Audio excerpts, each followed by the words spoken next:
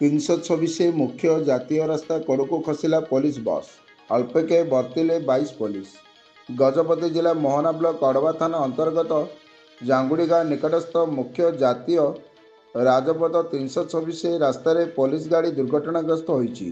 सूचना प्रकार रथयात्रा ड्यूटी सारी पुरी कोरापुट फेरिया बेले कोरापुट जिला पुलिस एक बस यह दुर्घटनार शिकार होईछि। पुलिस गाड़ी रास्ता कड़क खसी जाइथिया बेले बस रे बसिथिबा समस्त पुलिस जवान सुरक्षित थिबा जणा पड़िछि। बस रे 22 जण जवान थिबा बेले ड्राइवरଙ୍କ आखि पड़िजिबा जोगु एही दुर्घटना घटिथिबा अनुमान करा जाउछि। अड़वा पुलिस घटनास्थल रे पहुंची तदंत आरंभ करिछि।